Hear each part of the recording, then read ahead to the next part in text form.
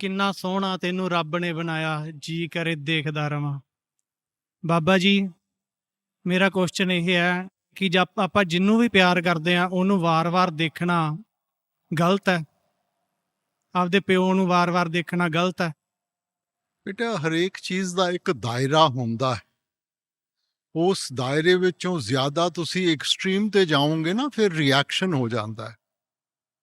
ਹੁਣ ਆਪਾਂ ਕਈ ਵਾਰੀ ਕਈ ਚੀਜ਼ਾਂ ਪਰਮਾਰਥ ਵਿੱਚ ਸਮਝਦੇ ਨਹੀਂ। ਜਦੋਂ ਦਰਸ਼ਨ ਦੀ ਗੱਲ ਆਂਦੀ ਹੈ, ਅੰਦਰਲੇ ਦਰਸ਼ਨ ਕਰਨੇ ਹੈ। ਬਾਹਰਲੇ ਦਰਸ਼ਨ ਤਾਂ ਸਿਰਫ ਥੋੜੀ ਜਿਹੀ ਪ੍ਰੇਰਨਾ ਦੇਣ ਵਾਸਤੇ ਹੈ, ਸਮਝਾਉਣ ਵਾਸਤੇ ਹੈ।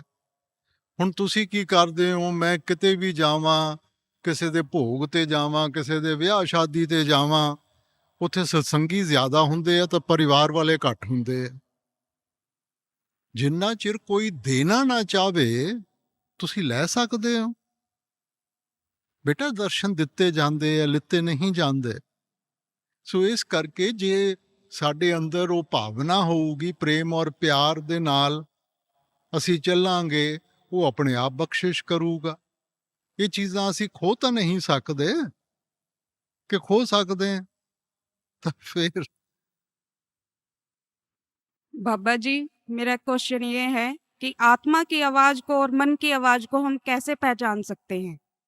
बेटा, ये तो अवस्था की बात है। शुरू में तो हर एक चीज मन से आती है, क्योंकि इस वक्त जो हमारा दायरा है वो शारीरिक ज्यादा है। जब हम शरीर से आगे बढ़ेंगे, हमारा आत्मा से ताल्लुक होगा, तभी तो हमें आत्मा की आवाज सुनाई देगी। जब तक आप शरीर के दायरे में हैं तो मन की आवाज सुनाई देगी। बेटा, बाबा जी, असली मुक्ति जीते जी है या मरने के बाद?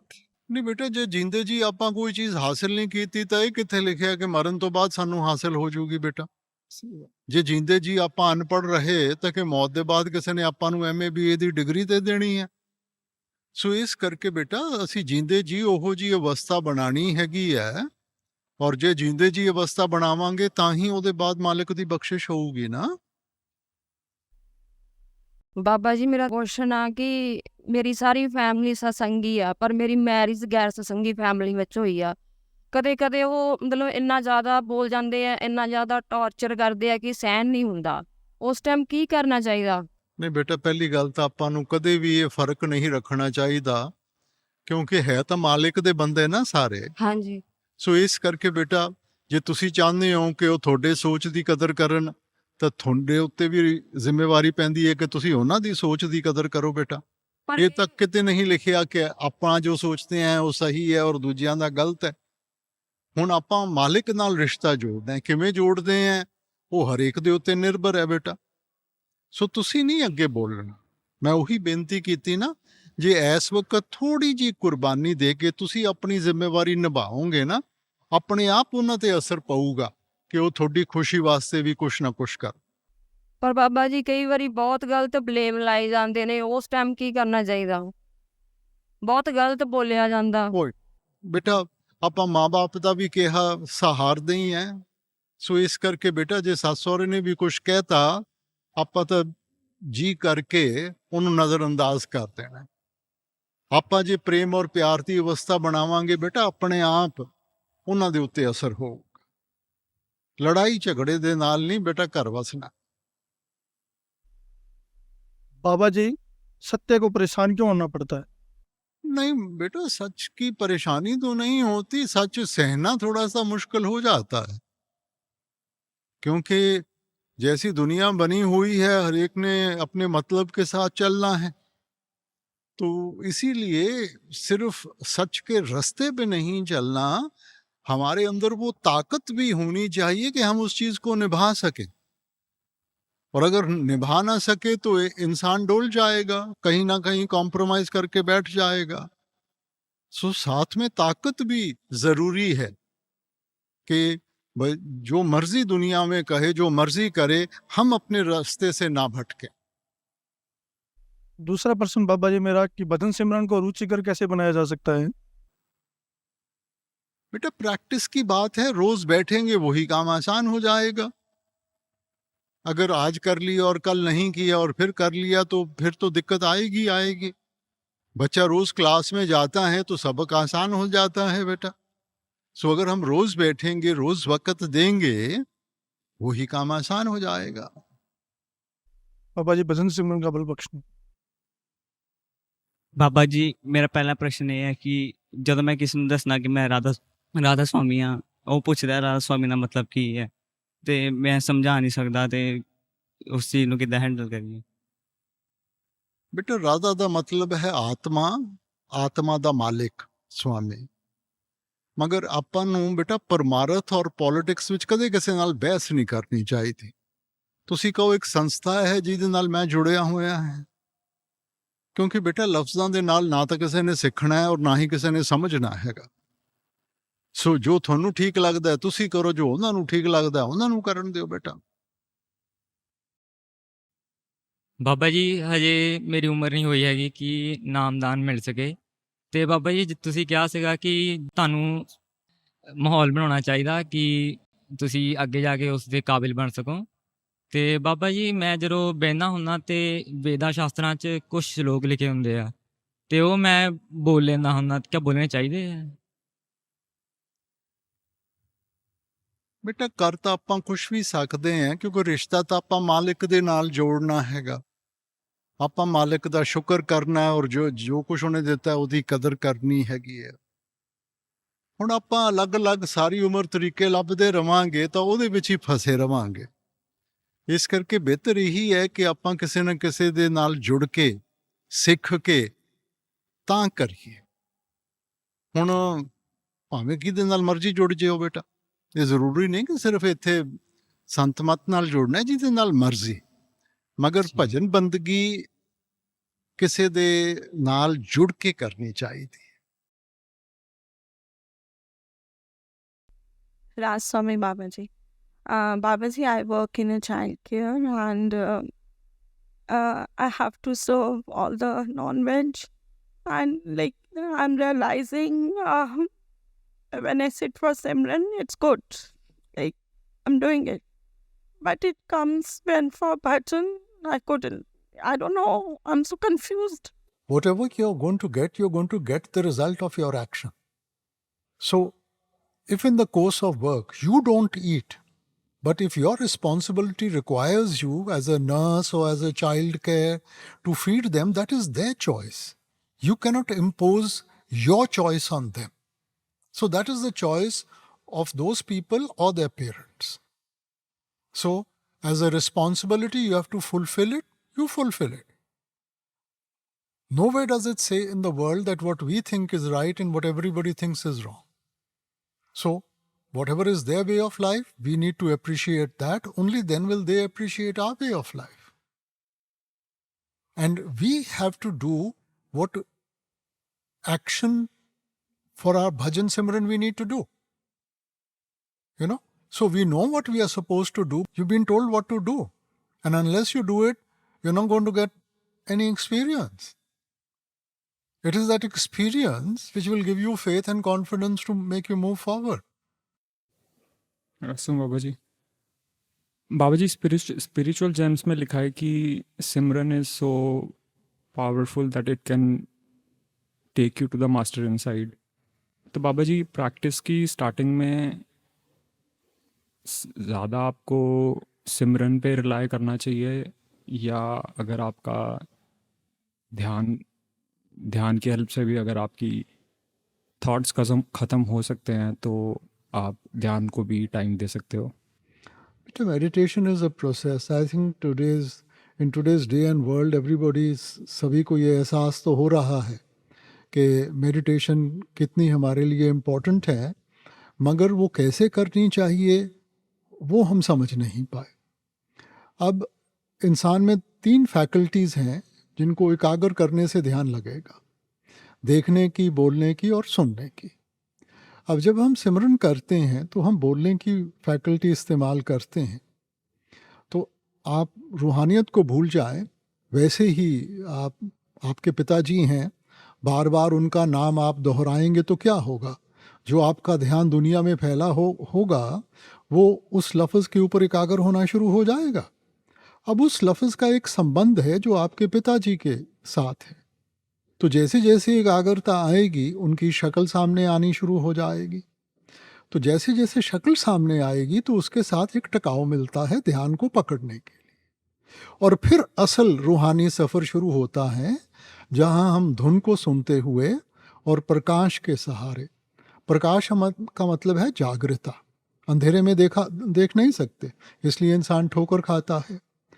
प्रकाश में दिखाई देता है, जागृत अवस्था में पहुंचते हैं, और धुन हमें एक रास्ता बताती है कि किस तरफ हमने जाना है।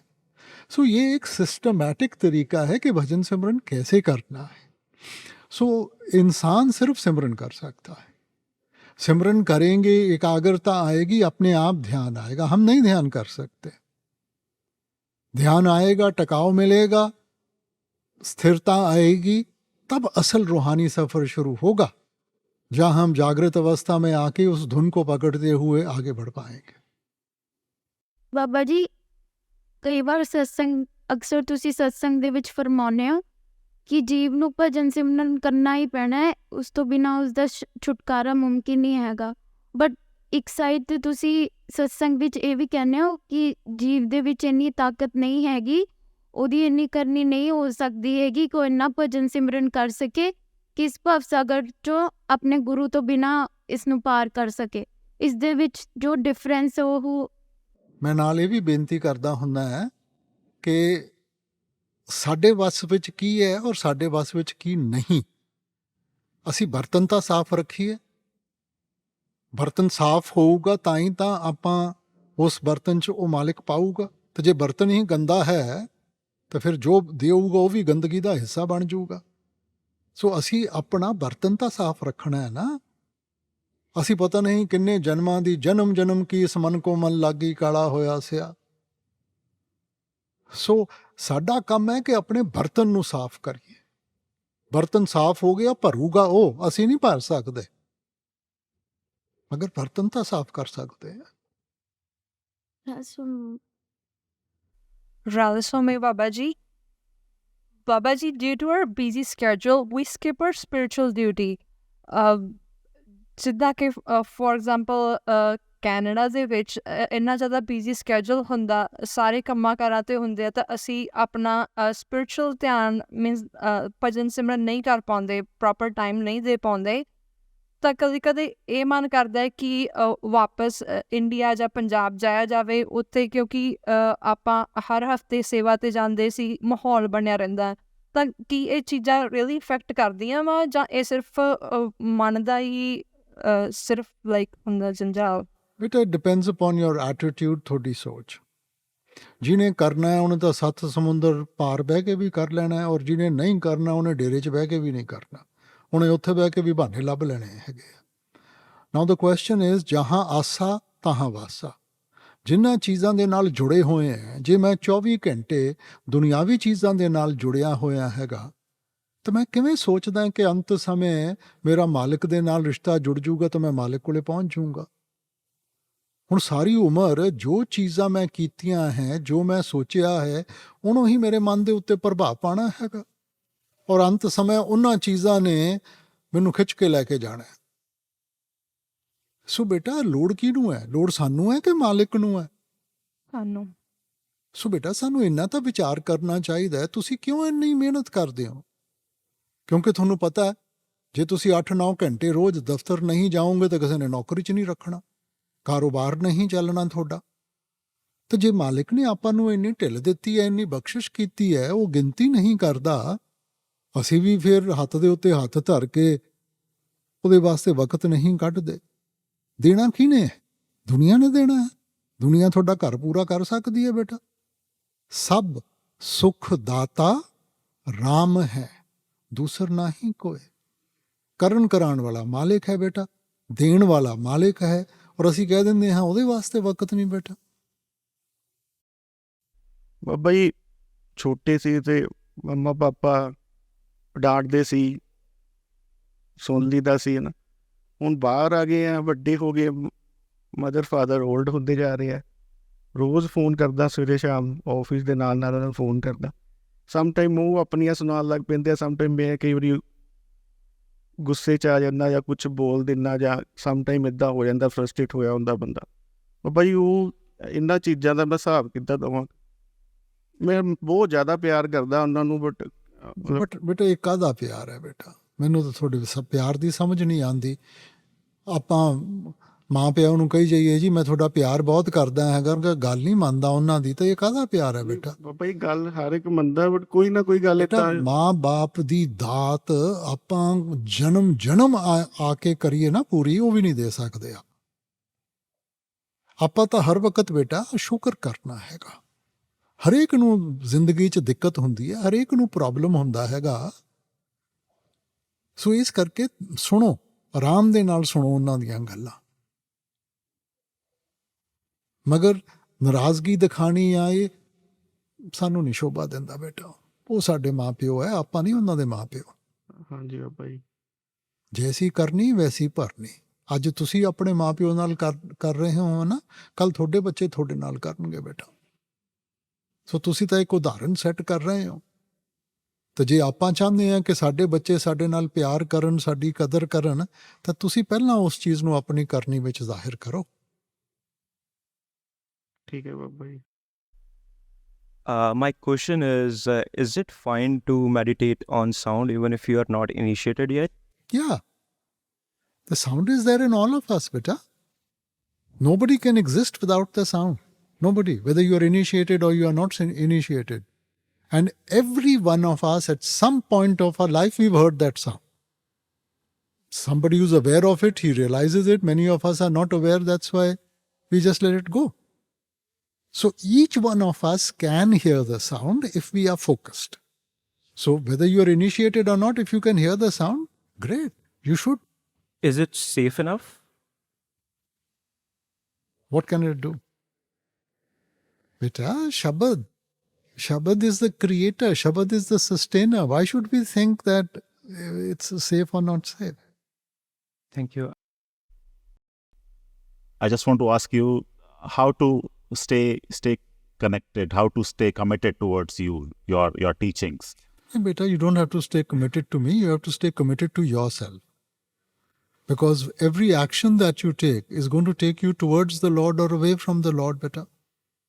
So it's the sum total of your actions, na, which will give us the direction in which we will be going. Now, whatever we do is need-based. I feel the need to be clean, I go and have a bath. I feel the need to sustain this body, I go and eat food.